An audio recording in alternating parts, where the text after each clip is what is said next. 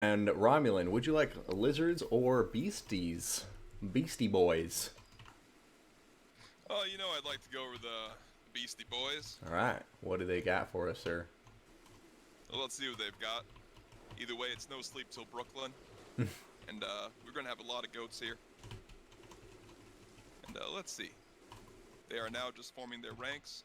For the core of this infantry, we have 3 Vestigor, the best, the Beastman infantry. Backing them up, we're going to see 1 Ungor herd on either flank, and an Ungor spear herd.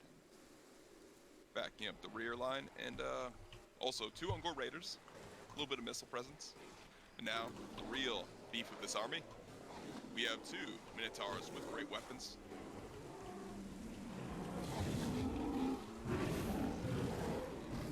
Just beautiful, beautiful units. A glorious charge, to say the least, should be soon incoming over this hill now for the castle. Ray Shaman, Lord of Shadows, Pit of Shades, and looks like Melkos. No, Pendulum and Pit of Shades with the Jagged Dagger, and Smoke and Mirror is the passive. So 2 very strong damage spells, and of course,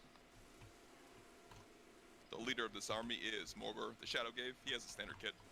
Rally, dual summons, and that rounds out this Beastman force, as well as we have some Centaurs, which are very sneakily deployed on the flank. Looks like we have 2 Centaurs, and yeah, that rounds out this Beastman force. What has the scaly dinos brought to dispel this Beastman incursion, my son? Well, they didn't bring the Shredder of Lustria, which I was halfway expecting. Oh, that's a shame. Yeah, I know, right? But we are going to see some good dino action here. But first, the front line will consist of Saurus warriors. Looks like 1 without shields, 2 with shields. We are then going to have 3 Temple Guard for the rest of the infantry, so it's pretty strong infantry here. Vestigor will have their work cut out for them. Now, for the mobility, we're going to have a single unit of Pterodon Riders with Fire Leech Bolas up in the air. Very good against lightly armored infantry, so as long as they stay away from those Raiders, they should get some good usefulness. We're going to have 2 Bastillodons with solar engines on top of that, so a lot of firepower here from this Dowie army. We are going to be looking at a Salon Mage Priest of Fire now. He's a lovely orangish hue. Going to have Banishment on top of him, the Shield of the Old Ones, Burning Head, Cascading Fire Cloak, and Fireball. Of course, Greater Arcane Conduit and Kindle Flame. Now, up front, leading the vanguard, we have a Saurus Scarvet. He is going to be absolutely naked. Besides, no, he's just naked, actually. I lied. Yeah, he's just a naked guy. So, that rounds out the Lizardman forces, and we're going to have an interesting fight on our hands here. I must say, these are the scaliest Dowie I've ever seen, and I think naked is just, that's typical for the Saurus. Essentially, they are nudists, Yeah. They feel no need for clothes, and I believe that's the actual Old One's plan. Yeah. Right plan. The Old Ones were definitely nudist. Yeah, clothes are not needed, It's not part of the great plan. No. So, and these, maybe this is a classic matchup of shirt for skins, as these beastmen are slightly clothed, and yeah. The lizards are just clad in armor. Now, let's give our players the go. As Oh, they were waiting they for did us? politely wait for us. That's very nice. That was. Oh, goodness gracious. This should be a good time. I love my Beastie Boys. No secret that I'm rooting for them here, but, it's not about the players. It's about the factions. But I've seen Beastmen take down Lizardmen quite a few times lately. It's not nearly as bad of a matchup as it was once upon a time, and if there's one thing in this Beastman army I would love to see is some Razor Gore herd. Indeed. As well, yeah, actually, no. Well, Chariot would be pretty good here. Help mulch some of this very strong Lizardman infantry. I sent Erwin a message telling him to go and start the match, so I'm not sure what the holdup is exactly. I don't know either. I just said go, go, go. I mean, only one of them needs to hit start, for Pete's sake. Well, it looks like we have plenty of time to discuss the need for clothes or no clothes on your goats or your lizards. It is a Halloween season. It's a time when such animals may be clad in strange outfits, what have you. Mm-hmm. Star Wars is pretty popular. Star Wars is immensely popular at the time. Gotta tell you, my next Halloween costume though, my son, it's gold. I'm going to be a Night Goblin Squig Hopper. The Squig bottom, then yeah, Goblin top. Oh my god. Do you mind if I steal that idea? I hope everyone. Steals it. Everybody You know, in chat needs to dress up as a Night Goblin Squig Hopper for Halloween next year. I'd like to, let's have a convention. Let's maybe a Halloween, bar crawl. Just a full unit of Squig Hoppers. We could be the Durkin Squigs chat.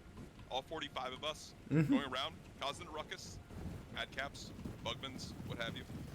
But finally, the action is underway here. And we see these poor Centaurs running for their lives as these explosive leeches are hurled from above. Yeah, I do think the Lizardmen are committing way too much to just try and catch these Centaurs, which is like, it's a futile task. Just give up on it. Absolutely. And focus on shooting down the Beastmen as they come up to approach. So like right now I'm a bit confused as to the target prioritization we're seeing here, especially on such fast units. Yeah, it's quite puzzling as Centaurs cost 700. You have a Minotaur that costs 1400. A clear, Yeah, and you're just wasting so much ammo because they're just running away and dodging. They are pulling out of the forest, which is good. They can get more shots down. They don't want to, have a forest penalty whilst the Beastmen, will not suffer one. But yeah, this is time where they need to shoot. Oh no, these flank shots though are making up for lost time. Yeah, that was a beautiful shot. Got to be careful which side you're presenting to these artillery rounds. And here comes a fireball, and that may kill off a model of Minotaur. Oh no! Lucky him.